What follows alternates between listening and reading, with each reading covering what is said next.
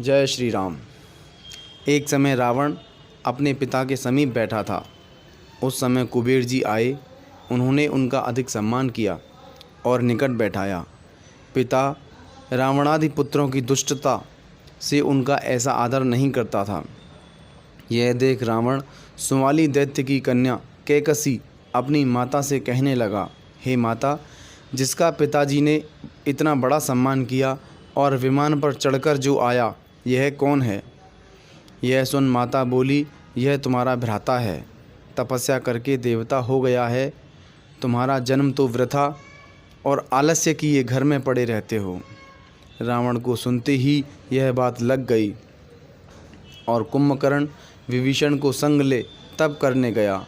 वहाँ ऐसी बड़ी कठिन तपस्या की जो वर्णन नहीं हो सकती। ब्रह्मा जी उनका तप देख उनके निकट जाए बोले, हे पुत्र, वर मांगो, मैं प्रसन्न हूँ। चरण पकड़कर विनय कर रावण बोला, हे जगदीश सुनो, हम किसी के मारे से नहीं मरें। एक बंदर और मनुष्य जाति छोड़ दीजिए, कारण कि इनके मारने को तो बिना ही वरदान मैं समर्थ हूँ। रावण की बात सुन ब्रह्मा जी बोले, एवमस्तु, ऐसा ही हो। तुमने बड़ा तप किया, इसी कारण मैंने तुम्हें दर्शन दे वर दिया है। फिर ब्रह्मा जी कुंभकर्ण के पास गए और उसे देखकर मन आश्चर्य में हुआ। जो यह दुष्ट नित्य भोजन करेगा तो सब संसार उजाड़ हो जाएगा। कुंभकर्ण की यह इच्छा थी कि 6 महीने जागूं और 1 दिन सोऊं। ब्रह्मा जी ने उसकी यह इच्छा पूर्ण होने से संसार का दुखी होना जान सरस्वती को प्रेरणा कर उसकी मति फेर दी। तो कुंभकर्ण 6 महीने की नींद मांगी और 1 दिन का जागना। ब्रह्मा जी बोले, ऐसा ही होगा, परंतु जब कोई तुम्हें जगाएगा तब जानना कि अब मृत्यु होगी।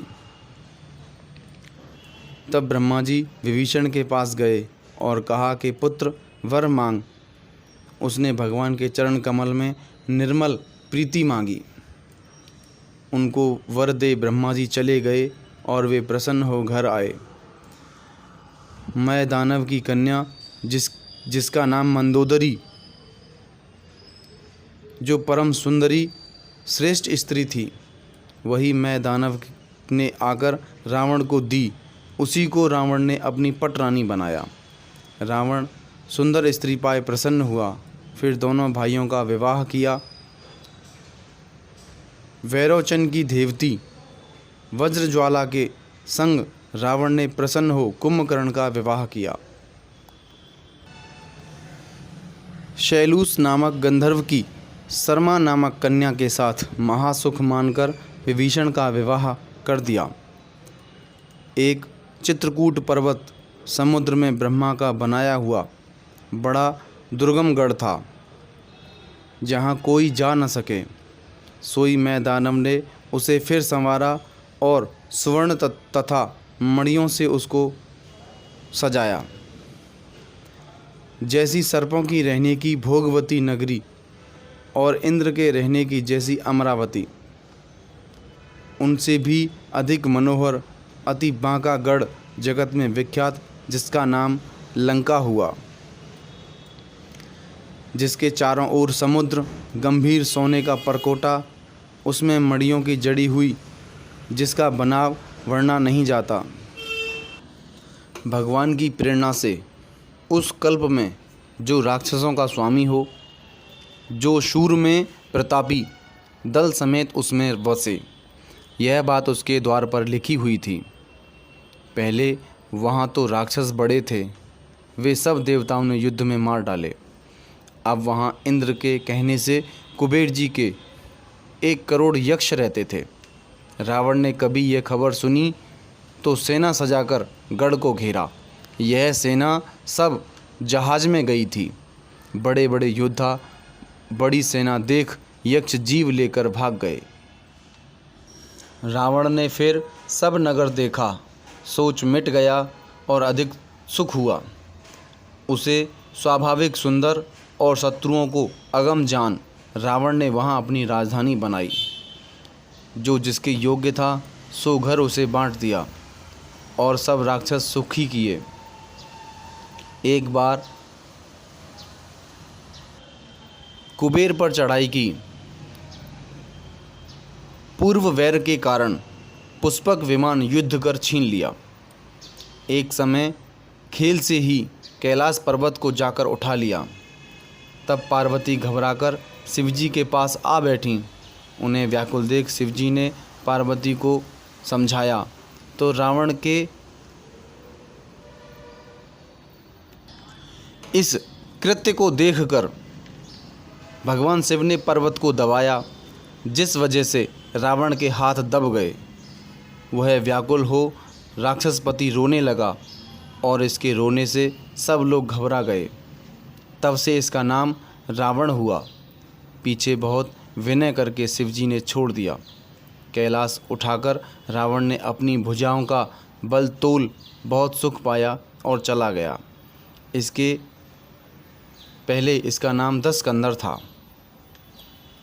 सुख, संपत्ति, पुत्र, सेन, सहाय, जीत, प्रताप, बल, बुद्धि, बड़ाई नित्य नई सब प्रतिदिन बढ़ती जाती है। जैसे नित्य लाभ होने से लोभ बढ़ता है। अति बलवान जिसका कुंभकर्ण भाई, जिसके समान जगत में कोई योद्धा उत्पन्न हुआ ही नहीं, वह मदिरा पान करके 6 महीने सोता और जागते ही त्रिलोकी में भय उत्पन्न होता। जो यह प्रतिदिन भोजन करता तो शीघ्र ही सारा संसार चौपट हो जाता। ऐसा समर में युक्त था। उसके समान कोई बलवान नहीं था। रावण का बड़ा पुत्र मेघनाद हुआ, जिसकी संसार में वीरता की पहली रेखा है, जिसके सामने कोई लड़ाई में होता ही नहीं। और देवलोक में तो नित्य ही परावना अर्थात एक राज्य के दूसरे राज्य में जा बैठना, उसका नाम परावना होता है। कुमुक, अकंपन, कुलिश, रद, धूम्रकेतु, अतिकाय इत्यादि एक एक जगत जीतने में समर्थ ऐसे बहुत योद्धा थे। सब राक्षस इच्छानुसार शरीरधारी, मायावी, छली, स्वप्न में भी जिनके मोह और दया नहीं। रावण ने एक समय सभा में बैठकर अपना अनगिनत कुटुंब देखा। पुत्रों का समूह, जन कुटुंबी, नाती पोते आदि निशाचर जाति को गिनकर कौन पार पावे।